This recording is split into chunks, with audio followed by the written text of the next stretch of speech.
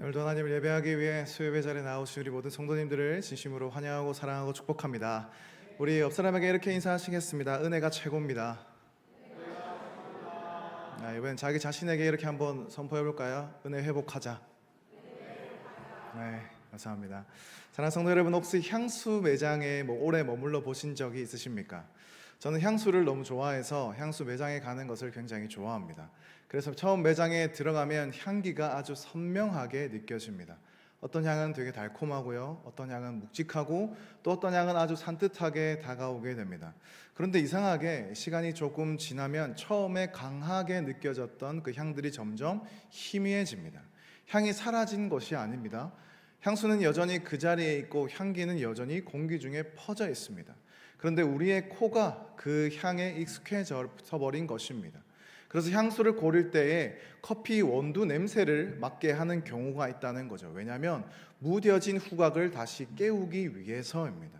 향기가 약해서가 아니라 감각이 둔해졌기 때문이라는 거죠. 그런데 우리 신앙생활에도 그런 때가 분명히 있다는 것입니다. 특히 은혜가 그럴 때가 있습니다. 처음 예수님을 만날 때는 내가 어떻게 이러한 사랑을 받았을까라는 감격이 우리 가운데 분명히 존재했습니다. 찬양 한 곡에도 눈물이 났고요, 말씀 한 구절에도 마음이 무너졌고, 기도하면서 주님, 저 같은 사람을 받아주셔서 감사합니다라는 고백이 분명히 나왔습니다. 그런데 시간이 지나면서 우리는 은혜를 잃어버린 것이 아닌데도 은혜를 느끼지 못하는 사람이 될 수 있다라는 것이죠.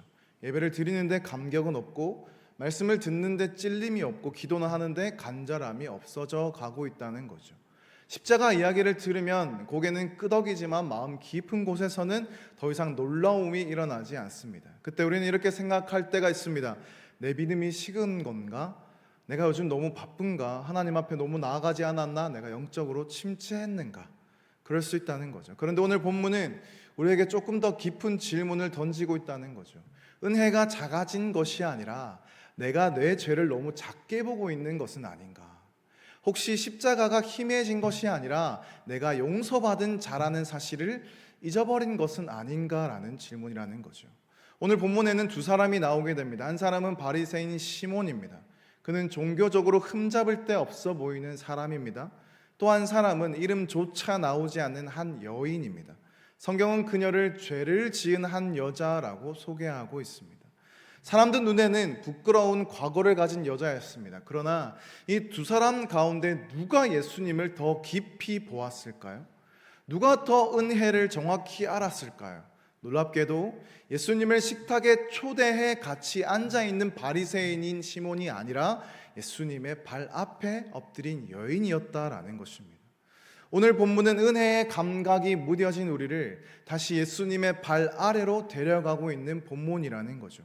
오늘 본문 36절은 이렇게 시작합니다. 우리 36절 말씀 함께 읽어보도록 하겠습니다. 36절입니다. 시작. 한 바리새인이 예수께 자기와 함께 잡수시기를 청하니 이에 바리새인의 집에 들어가 앉으셨을 때에. 아멘. 겉으로 보면 참 좋은 장면입니다. 바리새인이 예수님을 자신의 집에 초대했습니다. 당시 바리새인은 율법을 중요하게 여기고 경건한 삶을 추구하고 인정받는 사람들이었습니다. 그런 사람이 예수님을 초대했다는 것은 겉으로는 예수님을 호의를 가지고 베푼 것으로처럼 보인다는 거죠. 그런데 본문을 읽어가다 보면 이상한 점이 드러납니다. 시몬은 예수님을 집에 초대했지만 예수님께 마땅히 보여야 할 기본적인 환대는 전혀 하지 않았다라는 것입니다. 보면 예수님께서 직접 나중에 말씀하시죠. 너는 내게 발 씻을 물도 주지 않았잖아. 넌 내게 입도 맞추지 않고는 내 머리에 감람류도 붓지 않았잖아 라고 말씀하십니다. 당시 손님이 집에 들어오면 먼저 묻은 발을 씻는 물을 주는 것은 기본적인 예의였습니다. 인사의 입맞춤은 존중의 표현이었고요, 감람류를 붓는 것은 귀한 손님에 향한 환대의 표시였습니다. 그런데 시몬은 예수님을 초대해 놓고도 그 모든 것을 생략하고 있다라는 거죠. 그러니까 시몬의 초대는 따뜻한 환대라기보다는 차가운 관찰에 가까웠다라는 것입니다. 그는 예수님을 사랑해서 부른 것이 아니라 평가하려고 불렀다는 거죠. 그는 예수님 말씀 앞에 무릎을 꿇으려고 한 것이 아니라 예수님이 정말 선지자인지 아닌지 자기 기준으로 재어보려고 했습니다. 사랑하는 성도 여러분, 이것이 은혜의 감각에 묻어진 사람의 모습입니다. 예수님을 내 삶 안에 모시긴 하지만 예수님을 진짜 주님으로 환영하지는 않는 거죠. 분명 예배의 자리에 앉아 있긴 합니다. 성경도 알고 기도도 합니다. 교회 생활도 오래 했습니다. 그러나 마음 깊은 곳에서는 예수님을 판단하는 거죠. 주님, 이 정도면 제가 나름 괜찮은 사람이지 않습니까? 주님, 저 사람보다는 제가 좀 더 낫지 않습니까? 주님, 오늘 제가 좋아하는 찬양이 이 자리에 없네요. 주님, 오늘 말씀이 재미가 없네요. 제 기준으로 볼 때 저 사람은 문제가 많습니다 하면서 우리의 마음대로 우리의 주인을 내가 되어버린다는 거죠. 시몬은 예수님을 자기 집에 모셨지만 자기 마음의 주인 자리까지는 내어드리지 않았습니다. 예수님이 그의 집에는 들어오셨지만 그의 의로움과 자기 중심에는 아직 들어오지 못하셨다라는 거죠. 존 칼빈은 이 장면을 해석하면서 뭐라고 얘기했냐면, 시몬의 문제는 예수님께서 잃어버린 자를 회복시키러 오신 중보자의 심을 보지 못한 데 있다라고 설명합니다. 또한 사람이 자기 자신을 살피지 않을 때에 다른 사람을 교만하게 멸시하게 된다라고 지적하고 있다는 거죠. 이것이 얼마나 무서운 말입니까? 은혜의 감각이 무뎌진 사람은 은혜가 필요 없는 사람이 아닙니다. 오히려 은혜가 가장 필요한 사람이다라는 거죠. 그런데 자기 자신을 깊이 보지 않기 때문에 자기가 은혜가 필요한 사람이라는 것을 전혀 모른다라는 거죠. 시몬의 문제는 죄가 적어서가 아니었습니다. 시몬의 가장 큰 문제는 자기가 죄인인 줄을 모르고 있다는 것입니다. 그런데 그 집에 어떤 한 여인이 들어오게 됩니다. 성경은 말하길 그 동네에서 죄를 지은 한 여자라고 말합니다. 원문에서 죄인은 하마르톨로스라고 말하는데, 이 말은 단순히 한 번 실수를 말하는 사람이라는 뜻이 아니라 사람들에게 죄인으로 알려진 사람, 사회적으로 낙인 찍힌 사람을 가리키고 있는 단어가 바로 죄인이라는 거죠. 본문은 그 죄의 종류를 정확히 말하진 않습니다. 다만 분명한 것은 그 동네 사람들이 그녀를 죄인으로 알고 있었다라는 사실입니다. 그 여인은 예수님이 바리새인의 집에 계시다는 것을 알고 향유 담은 옥합을 가지고 옵니다. 그리고 예수님의 뒤로 와서 그 발 곁에 섭니다. 당시 식사 자리에서는 몸을 약간 비스듬히 기대어 눕듯이 식사를 했기 때문에 발은 항상 바깥쪽으로 향해 있었습니다. 그래서 여인은 예수님 발 가까이에 설 수 있었던 거죠. 그런데 그녀가 예수님의 발 앞에 서는 순간 눈물이 터져버립니다. 그 눈물이 예수님의 발을 적시고 자기의 머리털로 예수님의 발을 닦았습니다. 그리고 그 발에 입을 맞추고 향유를 붓습니다. 그런데 여러분, 사실 이 장면은 매우 불편한 장면입니다. 왜냐하면 그 자리에 있었던 사람들의 시선들 때문입니다. 그 여인은 이미 사람들에게 알려진 죄인이었습니다. 그런 여인이 공개적인 자리에서 예수님의 발을 눈물로 적시고 머리털로 닦고 입 맞추고 향유를 붓고 있는다라는 거죠. 사람들의 눈에는 굉장히 지나친 행동이었고 부적절해 보였을 것입니다. 특히 이 집주인인 시몬의 눈에는 더욱더 그랬을 것입니다. 그런데 여러분, 이 여인은 왜 그 자리에 도대체 왔을까요? 자기 죄를 변명하러 온 것일까요? 사람들에게 하소연하려고 인정받으려고 왔을까요? 해명하려 왔을까요? 아닙니다. 그녀는 단지 그냥 예수님께 나아왔다라는 겁니다. 여러분, 은혜를 아는 사람은 더 이상 사람들의 평가를 기준으로 삼지 않습니다. 왜냐하면 이미 더 크고 거룩한 기준 앞에 섰기 때문입니다. 하나님 앞에서 자신이 죄인임을 알았고 동시에 그 하나님께서 예수 그리스도 안에서 자신을 용서하셨다라는 그 복음을 들었기 때문이다라는 거죠. 그래서 이 여인은 시몬의 집에 들어올 수 있었다라는 것입니다. 멸시받을 것을 알면서도 들어왔습니다. 수금거림을 들을 것을 알면서도 들어왔습니다. 자기 과거가 다시 사람들의 입에 오르내릴 것을 알면서도 들어왔다는 거죠. 왜냐하면 그녀에게는 이제 사람들의 시선보다 더 중요한 분이 계셨기 때문입니다. 바로 예수님이다라는 거죠. 사랑하는 성도 여러분, 은혜의 감각이 살아있는 사람의 특징이 바로 이것입니다. 사람 앞에서는 더 이상 자신을 과장하지 않고요, 주님 앞에서는 더 이상 자신을 숨기지 않는다는 것입니다. 그러나 우리는 늘 반대로 살 때가 많습니다. 사람들 앞에서는 괜찮은 척합니다. 상처 없는 척합니다. 죄 없는 척합니다. 흔들리지 않는 척합니다. 그런데 주님 앞에서도 정직하게 엎드리지 않고 있다라는 거죠. 그러다 보니 점점 우리의 마음이 굳어져 버리게 되었습니다. 그런데 이 여인 어떻습니까? 숨지 않습니다. 꾸미지 않아요. 변명하지 않습니다. 그냥 예수님의 발 앞에 엎드려 웁니다. 이것은 결코 약해서 흘리는 눈물이 아닙니다. 이 눈물은요, 자기 죄를 정확히 본 사람이 흘리는 눈물이다라는 것입니다.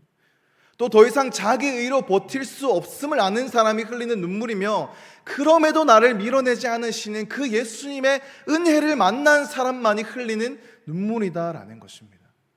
그런데 시몬은 이렇게 은혜로운 장면을 보고 마음속으로 생각합니다.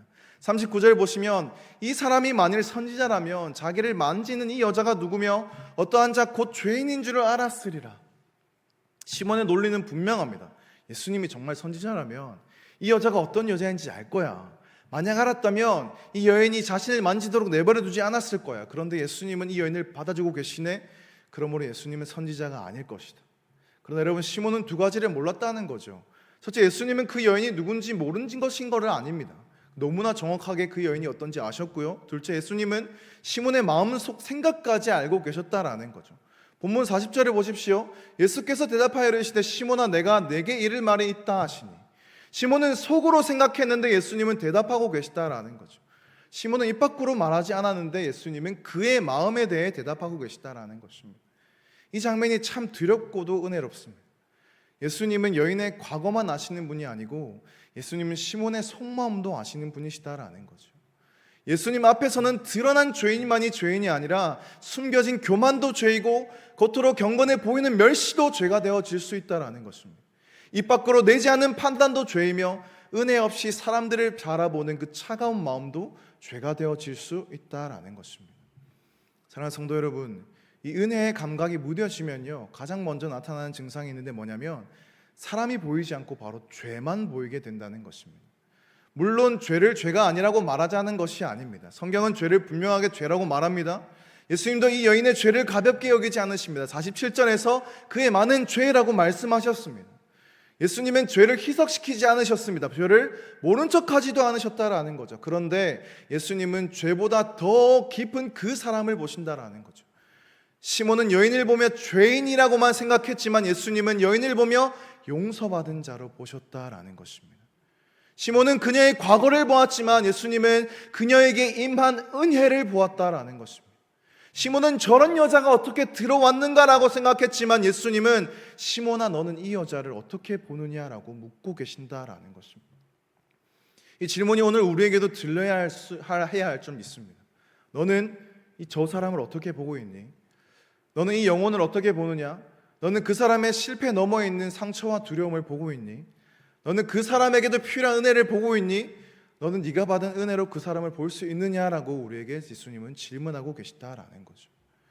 은혜의 감각이 무뎌지면 우리는 사람을 고치는 사람이 아니라 분류하는 사람이 되어져 버립니다. 저 사람은 괜찮은 사람, 저 사람의 신앙은 문제 있는 사람, 저 사람은 내 편, 저 사람은 불편한 사람, 저 사람은 신앙 좋은 사람, 저 사람은 아직 멀었다라고 우리 마음대로 판단해 버립니다. 그런데 예수님은 시몬에게 말씀하십니다. 시몬아, 너는 이 여자를 보느냐? 이 말은 단순히 눈으로 보느냐라는 뜻이 아닙니다. 네가 정말 이 사람을 보느냐? 네가 정말 은혜의 눈으로 보느냐? 네가 하나님의 용서가 한 사람을 어떻게 바꾸고 있는지 알고 있느니? 네가 지금 이 방 안에서 어떠한 큰일이 일어나고 있는지 네가 정말 보고 있느냐라고 말씀하고 계시다라는 것입니다. 여러분, 오늘 예수님께서 우리에게도 물으시는 거죠. 너는 은혜를 보고 있느냐? 너는 용서의 열매를 보고 있느냐? 너는 네가 멸시하던 사람 안에서도 내가 일하고 있음을 보고 있느냐라고 물으신다라는 거죠. 계속해서 예수님은 시몬에게 짧은 비유를 들려주십니다. 어떤 사람에게 빚진 두 사람이 있었습니다. 한 사람은 500데나리온을 빚졌고 한 사람은 50데나리온을 빚졌습니다. 빚의 크기는 다릅니다. 500과 50, 10배 차이입니다. 그런데 중요한 말씀이 이어집니다. 갚을 것이 없으므로 둘 다 탕감하여 주었으니. 여러분, 여기서 복음의 중심이 드러나고 있다라는 거죠. 둘 다 빚은 달랐습니다. 그러나 둘 다 갚을 수 없었다라는 거죠. 이것이 인간의 연약함입니다. 사람마다 죄의 모양은 다를 수 있습니다. 어떤 사람의 죄는 드러나 있고 어떤 사람의 죄는 감추어져 있습니다. 어떤 사람의 죄는 관계를 무너뜨리는 방식으로 나타나고 어떤 사람의 죄는 자기의 의와 교만으로 나타납니다. 어떤 사람은 방탕함으로 하나님을 떠나고 어떤 사람은 종결함, 성실함으로 하나님 없이도 괜찮은 척하며 살아간다는 거죠. 그러나 하나님 앞에서 인간은 모두가 갚을 수 없는 빚을 진 사람이다라는 거죠. 우리 로마서 3장 23절 24절 함께 읽어보도록 하겠습니다. 시작. 모든 사람이 죄를 범하였음에 하나님의 영광에 이르지 못하더니 그리스도 예수 안에 있는 성령으로 말미암아 하나님의 은혜로 값없이 의롭다 하심을 얻은 자 되었느니라. 되었느니라. 아멘. 복음은 너는 생각보다 괜찮다가 아닙니다. 복음은 너는 스스로 갚을 수 없다입니다. 그러나 거기서 끝나지 않습니다. 복음은 그리스도께서 네가 갚을 수 없는 것을 대신 갚으셨다가 바로 복음이다라는 거죠. 그래서 은혜는 자존심을 살려주는 말이 아니라 자아를 무너뜨리고 그리스도 안에서 다시 세우는 능력인 줄 믿습니다. 팀 켈러는 복음을 이렇게 표현했습니다. 복음은 우리가 감히 믿었던 것보다 더 죄 많고 결함 있는 존재이지만 동시에 감히 바랐던 것보다 더 사랑받고 받아들여진 존재다라고 말하고 있다라는 거죠. 이 말이 오늘 본문과 굉장히 맞닿아 있다라는 것입니다.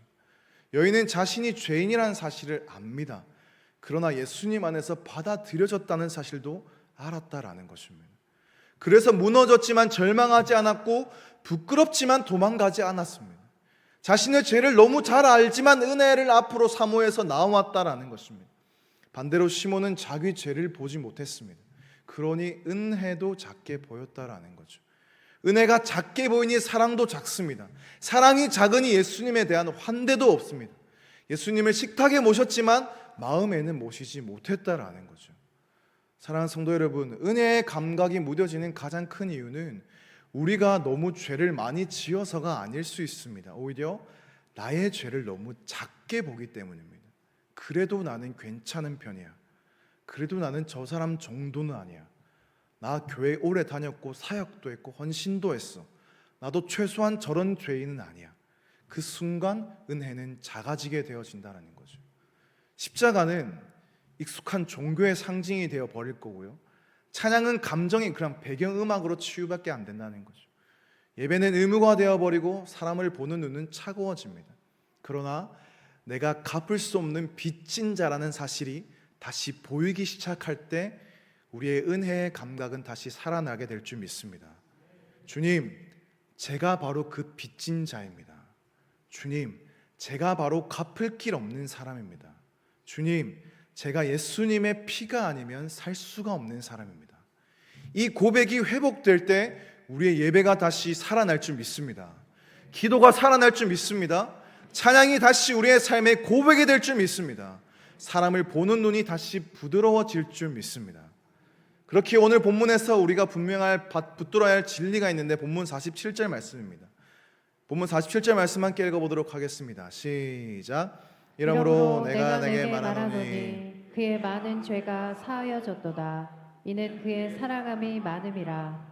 사함을 받은 일이 적은 자는 적게 사랑하느니라. 아멘. 이 본문을요 자칫 잘못 읽으면 이렇게 오해할 수 있습니다. 이 여자가 많이 사랑했기 때문에, 많이 헌신했기 때문에 용서를 받았다. 그래 여러분, 그러면 구원의 근거가 사랑이 되어 버립니다. 내가 얼마나 뜨겁게 사랑했는지, 내가 얼마나 많은 눈물을 흘렸는지, 내가 향유를 얼마나 부어버렸는지가 용서의 조건이 되어 버립니다. 그러나 본문 전체의 흐름은 전혀 그렇지 않다라는 거죠. 예수님은 여인에게 마지막에 이렇게 말씀하십니다. 50절 말씀 보시면 너의 믿음이 너를 구원하였으니 평안히 가라라고 말씀하시는 거죠. 예수님은 네 사랑이 너를 구원했다라고 말씀하지 않으셨습니다. 네 눈물이 너를 구원했다라고 말씀하지 않으셨고요, 너의 향유가 너를 구원했다라고도 말씀하지 않으셨습니다. 예수님은 너의 믿음이 너를 구원하였다라고 말씀하셨다라는 거죠. 원문으로 읽어도 이 본문이 말하는 것은 네 믿음이 너를 구원하였다, 평안으로 가라라고 말하고 있다라고 있는 것입니다. 그러면 이 여인의 눈물과 사랑과 향유는 무엇일까요? 그것은 용서를 얻기 위한 값이 아니라 이미 받은 용서에 대한 반응이다라는 것입니다. 그것은 구원을 사기 위한 어떠한 대가가 아니라요, 구원받은 자에게서 흘러나오는 감사다라는 것입니다. 은혜의 조건이 아니라 은혜의 열매다라는 것입니다. 칼빈도 누가복음 7장 47절을 해석하면서 이 사랑이 죄사함의 원인이 아니라 그 뒤에 나타나는 증거다라고 설명했습니다. 즉 값없는 죄사함이 먼저이고 사랑은 그 뒤에 은혜를 받은 사람에게 나타나는 열매다라는 것입니다. 여러분, 우리는 사랑해서 용서받는 것이 아닙니다. 용서를 받았기 때문에 사랑해야 한다라는 것입니다. 우리는 헌신해서 의롭다 받는 것이 아니라 의롭다함을 받았기 때문에 헌신하는 것이고, 우리는 눈물을 흘렸기 때문에 받아들여지는 것이 아니라 받아들여졌기 때문에 우리는 눈물이 나야 한다라는 것입니다. 우리가 예배를 잘 드려서 하나님의 자녀가 되는 것도 아닙니다. 이미 하나님의 자녀가 되었기 때문에 예배가 은혜가 되어져야 된다라는 것입니다.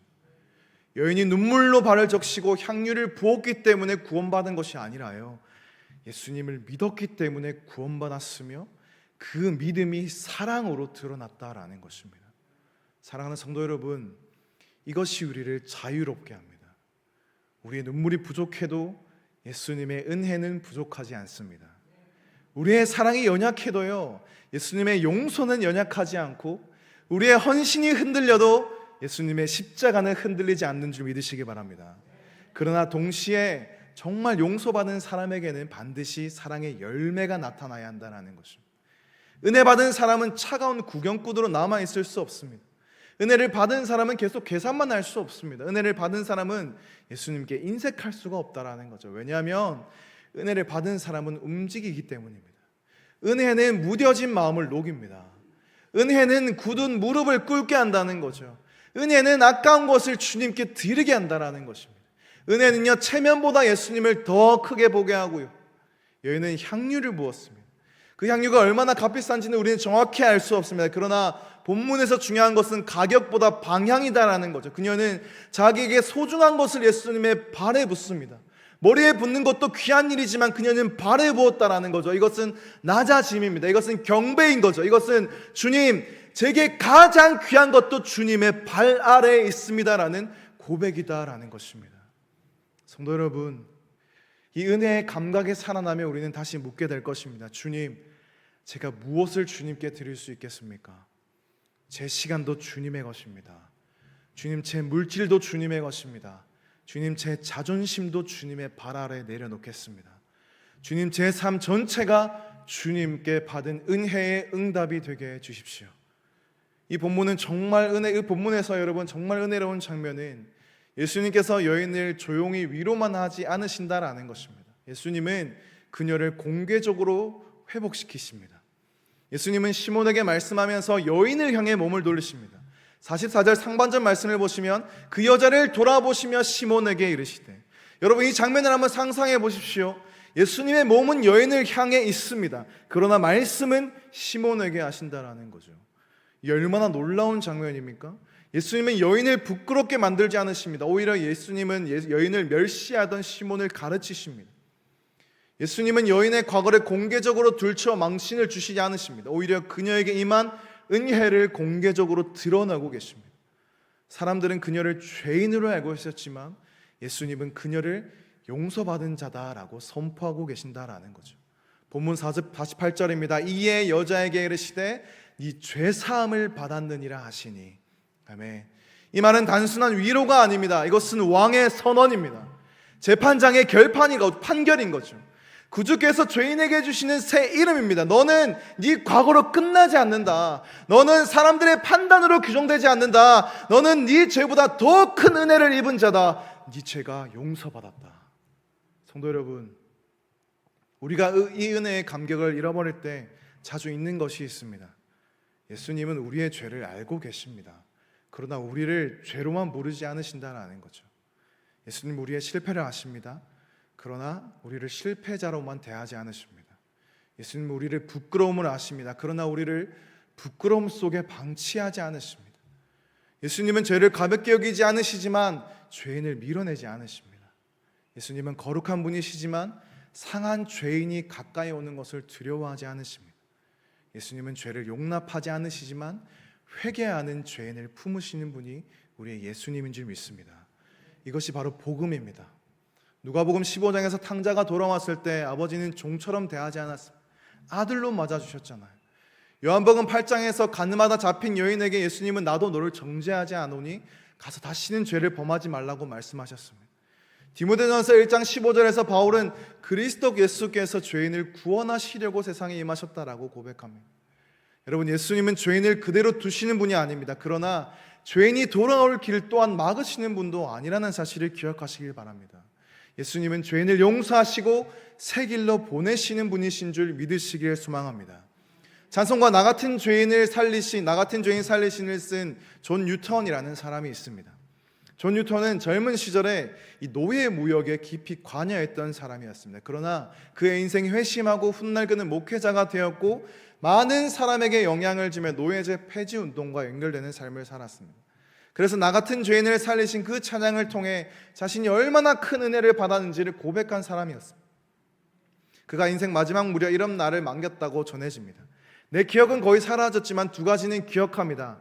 나는 큰 죄인이고 그리스도는 큰 구주이십니다 라는 고백이었다라는 거죠.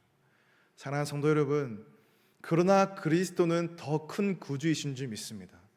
내 죄는 실제입니다. 그러나 주님의 은혜는 더 실제이고, 내 과거는 부끄럽지만 주님의 십자가는 더 큰 영광이고, 내 사랑은 작지만 주님의 용서는 굉장히 큰 용서인 줄 믿으시기 바랍니다.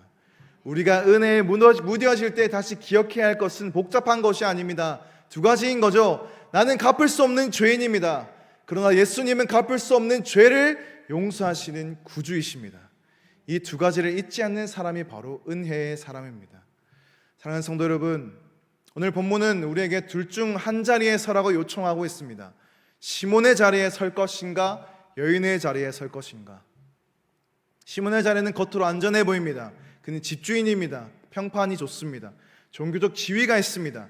그는 식탁에 앉아 있습니다. 사람들 앞에 부끄러울 것이 없어 보입니다. 그러나 그의 마음은 예수님과 멀었습니다. 여인의 자리는 위험해 보입니다. 그녀는 사람들의 시선을 견뎌야 합니다. 자신의 부끄러움이 드러난 자리입니다. 그러나 그녀는 식탁의 중심이 아니라 예수님의 발 앞에 있다라는 거죠. 그러나 그녀는 예수님과 가까웠습니다. 성도 여러분, 신앙생활을 오래 하다 보면 우리도 모르게 시몬의 자리에 앉기가 참 쉽습니다. 은혜를 말하지만 은혜에 놀라지 않고, 죄를 말하지만 자기 죄에는 굉장히 둔감해집니다. 복음을 말하지만 사람을 정죄하는 일에 힘쓰고 있고, 예수님을 초대했다라고 생각하지만 사실은 예수님을 평가하고 있는 자리에 우리가 앉아 있을 수 있다라는 거죠. 그러나 오늘 주님은 우리를 다시 부르십니다. 시몬의 의자에서 이제 내려오십시오. 예수님의 발 아래에 엎드리십시오. 사람을 판단하는 자리에서 내려오시고요, 내가 용서받은 죄인임을 기억하는 자리로 가십시오. 예수님께 익숙한 사람이 아니라 예수님께 다시 놀라는 사람이 되어십시오. 은혜의 감각이 회복하려면 우리는 다시 십자가 앞에 서야 합니다. 십자가는 내가 어느 정도 괜찮은 사람이라는 증거가 아닙니다. 십자가는 내 죄가 하나님의 아들을 죽게 할 만큼 심각하다는 증거입니다. 그러나 동시에 십자가는 하나님이 나를 포기하지 않을 만큼 사랑하신다는 증거인 줄 믿습니다. 그러므로 십자가 앞에서 우리는 교만할 수 없다는 거죠. 그러나 십자가 앞에서 절망할 수도 없습니다. 우리는 십자가는 우리를 낮춥니다. 그리고 십자가는 우리를 일으킵니다. 십자가는 너는 죄인이라고 말합니다. 동시에 너는 용서받았다라고 선포하는 것이 십자가입니다. 십자가는 너는 갚을 수 없다라고 말합니다. 그러나 동시에 그리스도께서 다 갚으셨다라고 선포합니다. 그러므로 은혜의 감각이 묻어진 성도에게 오늘 말씀은 분명하다라는 거죠. 더 열심히 감정을 만들어내려고 하지 마십시오. 더 강한 자극을 찾으려고 하지 마십시오. 다른 사람의 죄를 보며 자신을 안심시키지 마십시오. 그저 예수님의 발 아래에 엎드리십시오. 당시 용서받은 자리로 엎드리십시오. 다시 주님, 내가 갚을 길 없는 사람입니다라고 고백하십시오. 그리고 그러나 주님께서 저를 용서하다라는 믿음으로 다시 회복되어지시는 저와 여러분들이 되시길 간절히 소망합니다. 말씀 마치도록 하겠습니다. 본문의 마지막은 참 아름답습니다. 내 믿음이 너를 구원하였으니 평안히 가라. 예수님은 그 여인을 그 자리에 묶어두지 않으십니다. 너는 계속 울고 있어라 라고 하지 않으시고, 너는 평생 과거를 기억하며 숨어 살아라고 하지 않으십니다. 사람들이 뭐라고 하든 그냥 견뎌라 정도로 끝나지 않으십니다. 예수님은 말씀하십니다. 평안히 가라. 원문의 표현은 에이스 에이레는 곧 평안 안으로 가라라는 뉘앙스를 가지고 있습니다.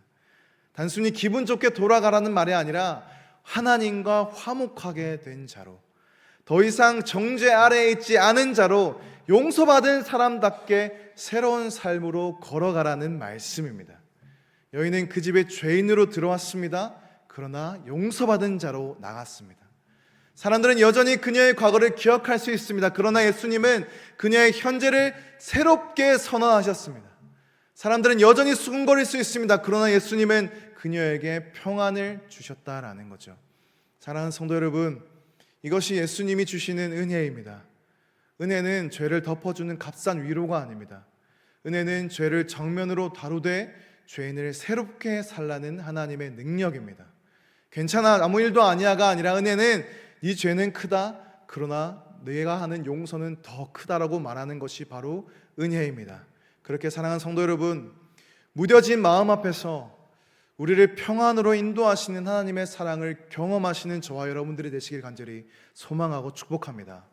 그래서 어떠한 상황 가운데서도 은혜로 하나님 앞에 온전히 엎드림으로 주님 앞에 우리의 모든 것을 쏟아 부어 드릴 수 있는 저와 여러분들의 삶이 다 되어지시기를 주님의 이름으로 간절히 소망하고 축복합니다.